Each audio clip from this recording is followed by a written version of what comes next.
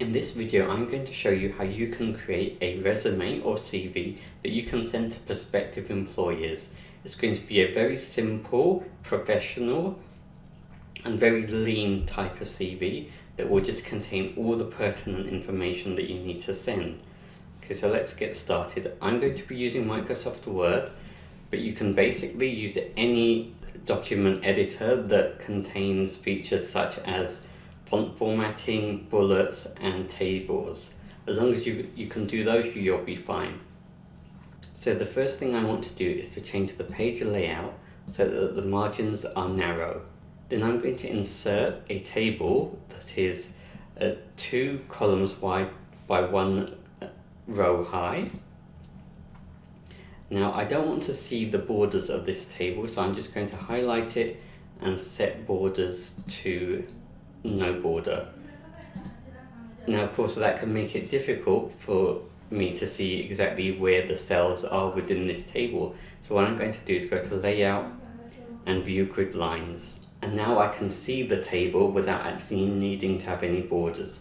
So the first thing I'm going to add is my name, and I'm using dummy details, so don't worry about that. And I'm going to just enter John Smith. And what I'm going to do is highlight that and just go to Font Properties. And I'm going to make sure that the font is small caps. So what that means is that the first letter is slightly bigger than the rest. So the J is bigger than the OHN and the S is bigger than the MITH. Now if your application doesn't have small caps, you can just play about with the font size to get the same effect.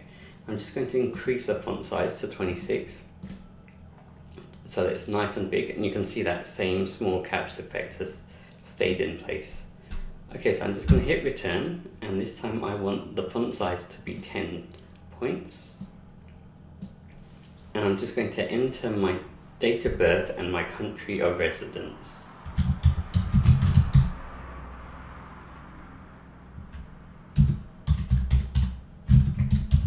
You can see it's still applying the all caps, so I'll just change that.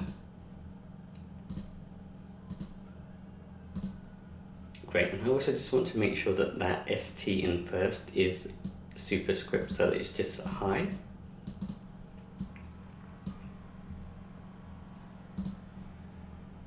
Okay, so I'm happy with that. Now I'm going to move on to this right side of the table, and I'm just going to hit return. I'm just going to insert a table that will be 2 columns by 5 rows.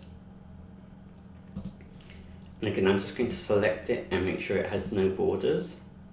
And here I'm going to enter my address, telephone, mobile number, and email.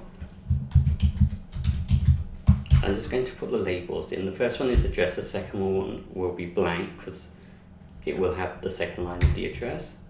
Then we've got telephone.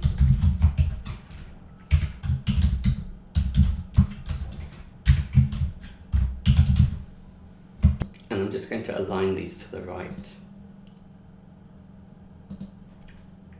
And here I'm just going to enter my information.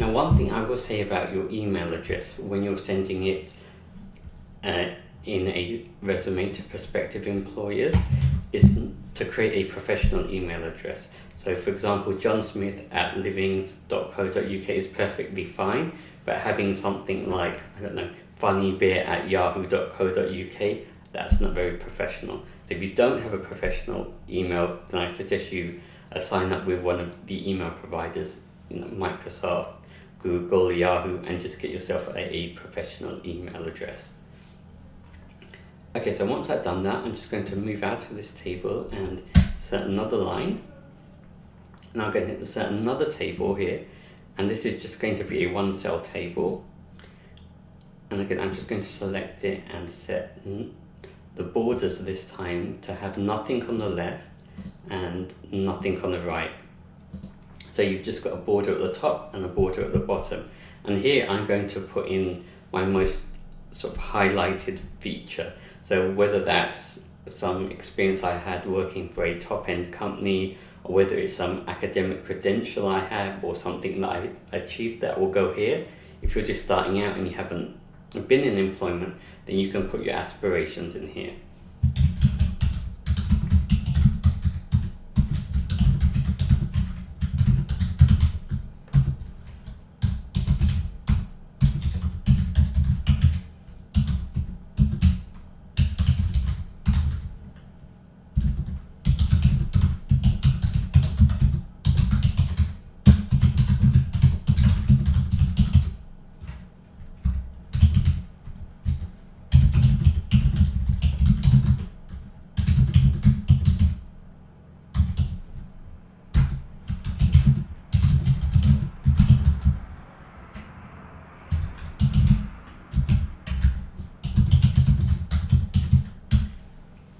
Okay, great. So I'm just going to make this font size 12 and bold. Just like that. Excellent. So I'm just going to move down one line, and now I'm going to add in my employment details.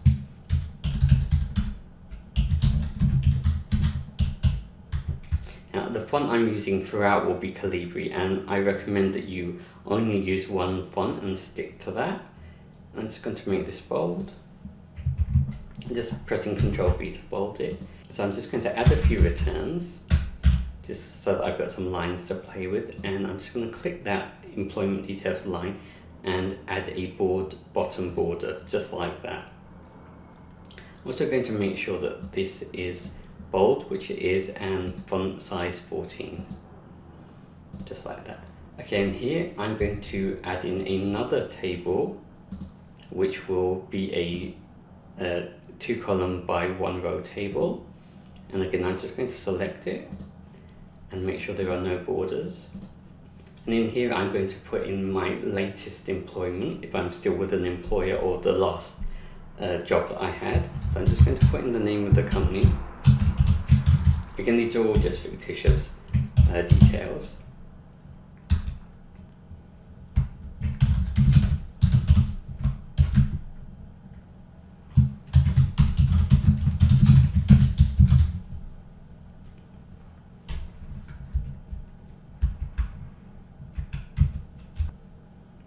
Okay, I don't want it to be bold, so I'm just pressing Ctrl B to get rid of the bold.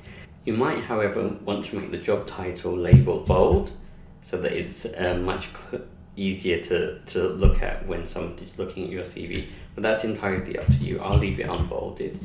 And on the right hand side, I'm going to put in from when to when I was in this job. In different parts of the world, it seems to be from when to when, or it seems to be the duration that you were in that employment. So I'm just going to use the when to when.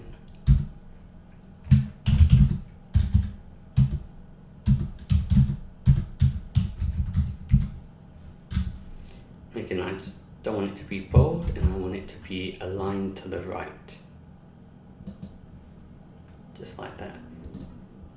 And what I'm also going to do is to make sure that this table, it actually has some shading. So I'm just going to go to the design and then shading, and I'm going to give it this sort of the lightest grey that there is. So just like that, just so that it stands out a little bit more.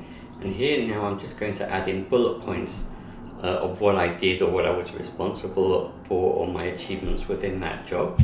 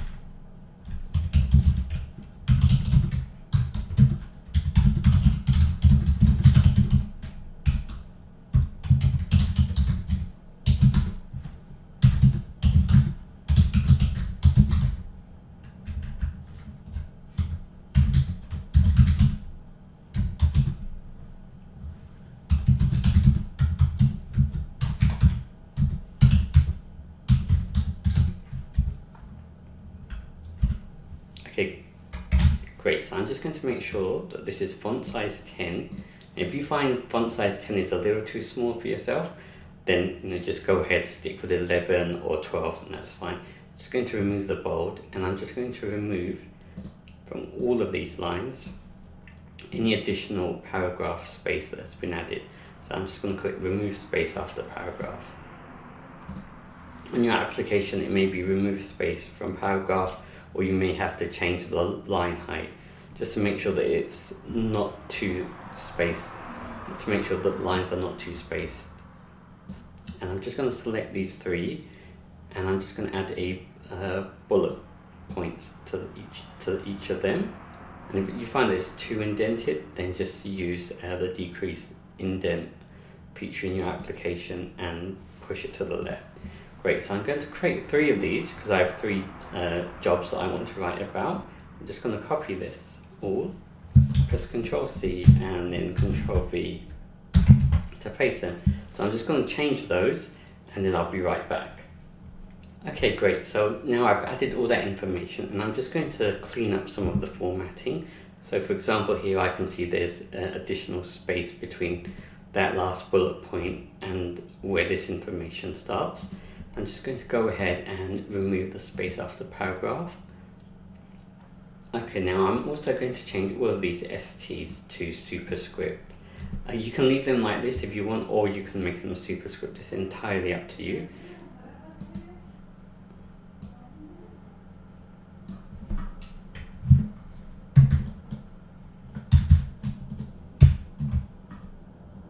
I'm just using the short cut keys Shift, Control, and plus just to toggle between superscript and normal.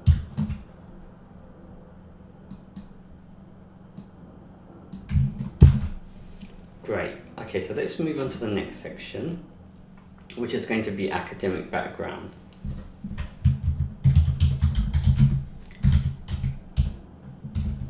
So all of your headings should be the same format.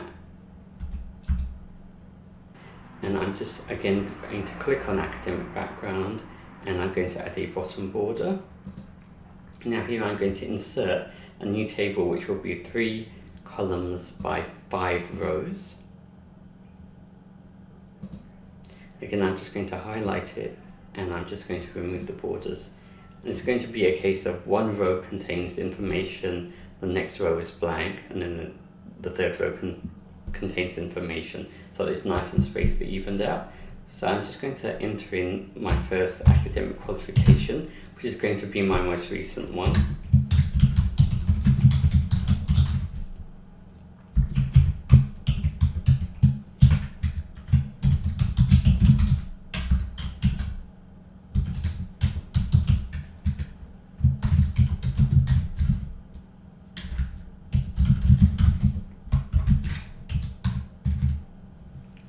I'm just going to remove bold from the entire table.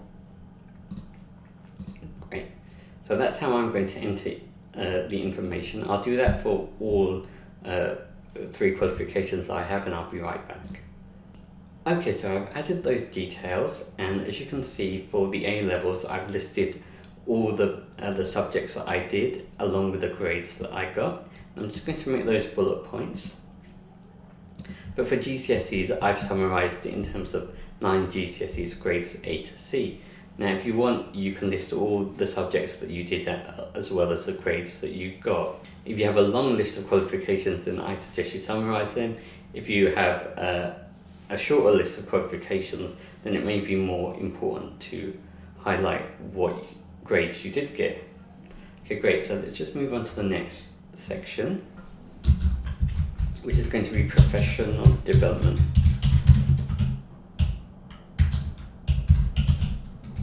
So these are going to be qualifications or training that you've completed either within your current jobs or previous jobs, or things such as first aid training, equal opportunities training, and stuff like that. So again, I'm just going to click on the line and I'm going to add a bottom border, and then just, this is either going to, depending on how much you have to write, this is either going to be bullet points or it's just going to be normal sentences. So I'm just going to put in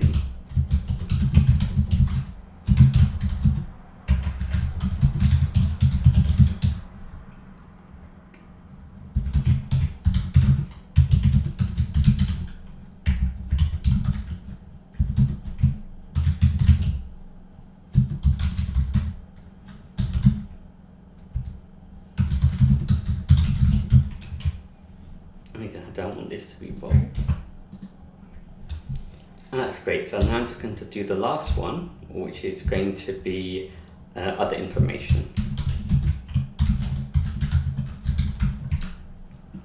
And again, I'm just going to add a bottom border and just make it bold.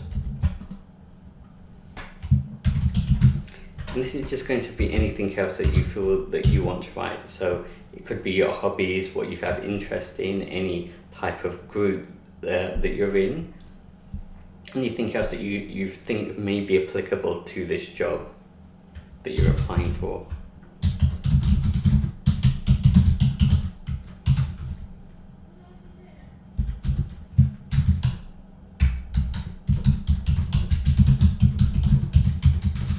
Great, so now I'm just going to remove that excess page at the bottom, and I'm just going to go back to the top, and I'm just going to make sure that there are no additional paragraph spaces.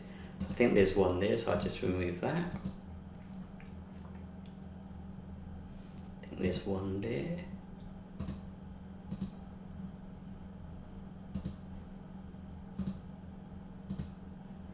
I'm just going to enter an additional line here just so that it's more neatly spaced out, and remove the space after paragraph. Great. And that's the CV or resume done. So now you might be thinking there are lots of strange blue dotted lines around it, the whole place. Will they show up? They won't show up, they're just for our guidance. And I'm just going to go ahead and just remove them. So I'm just going to click on any table and just go to layout and remove view grid lines. I'm just going to hide the ribbon, and let me just zoom out a bit. And that's what this resume will look like. And as you can see, it's only one side. I think between 1 to 2 sides is perfectly acceptable. Anything more than that, and it's unlikely that your prospective employer will read it.